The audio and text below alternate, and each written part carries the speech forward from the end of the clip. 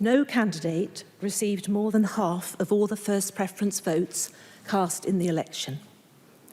The two candidates who received the highest number of preference votes remain in the contest. They are Sadiq Khan and Sean Bailey. I will now announce the number of second preference votes cast for each of these two candidates. Sadiq Khan received 192,313 second preference votes. Added to his total first preference votes, this gives Sadiq Khan a total of 1,206,034 votes. Sean Bailey received 84,550 second preference votes. Added to his total first preference votes, this gives Sean Bailey a total of 977,601 votes. I therefore declare Sadiq Khan elected as the Mayor of London.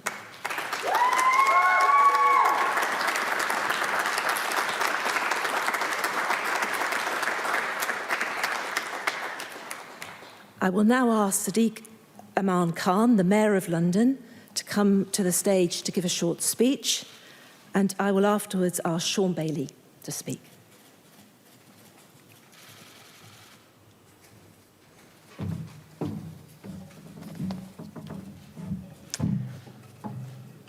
I want to say thank you from the bottom of my heart. I'm deeply humbled by the trust Londoners have placed in me to continue leading the greatest city on earth. I promise to strain every sinew to help build a better and brighter future for London after the dark days of the pandemic, and to create a greener, fairer and safer city where all Londoners get the opportunities they need to fulfil their potential. I'm proud to have won an overwhelming mandate today. I want to thank everyone who voted for me, Labour voters and non-Labour voters.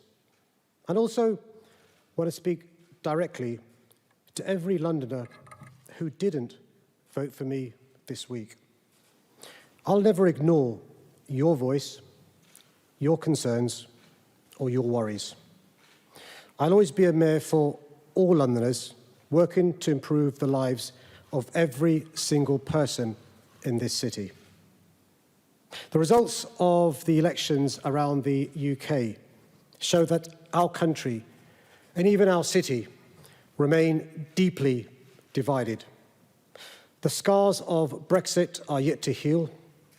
A crude culture war is pushing us further apart.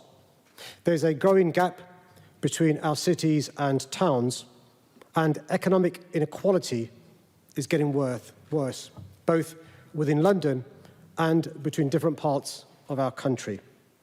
So as we now seek to confront the enormity of the challenge ahead, and as we endeavour to rebuild from this pandemic, we simply must use this moment of national recovery to heal those damaging divisions. I often talk about the different experiences I've lived during my life and how they've shaped my identity. I do so because these experiences have forged my cast iron belief that there's far more that unites us than divides us.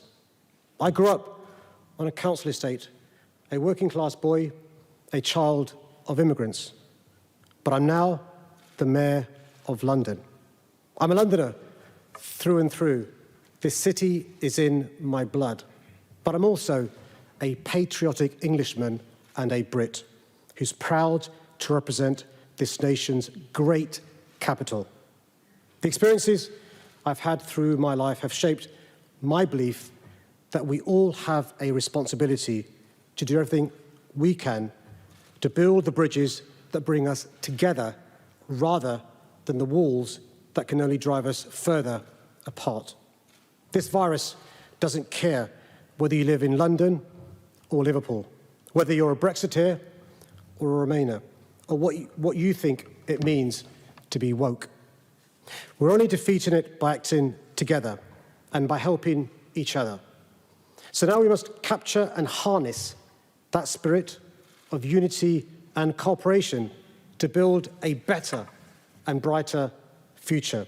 And it's in this spirit I promise to lead London over the next 3 years, building bridges between the different communities in our city, building bridges across cultural, social and class divides, building bridges between London and the rest of the country to ensure London can play its part in a national recovery, and building bridges between City Hall and the government, because we must all work together to build a brighter, greener and more equal future for London and for our entire country after the pandemic.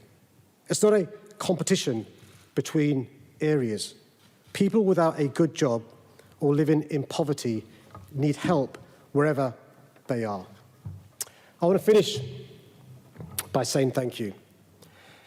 Thank you to my wife Sadia and my family for your endless support. It's been a tough 5 years, and I know how lucky I am to have you. Thank you to the returning officer, Mary Harpley, your team, and those across London for delivering this election under incredibly difficult circumstances. Thank you to the other candidates in these elections who put forward a positive vision for our city. And congratulations to those who've been elected to the London Assembly. Thank you to my supporters for all your hard work phoning Londoners, delivering leaflets and knocking on doors. You have been brilliant. And most importantly, thank you to my fellow Londoners for the trust you've placed in me once again today. It's a privilege to serve. Thank you.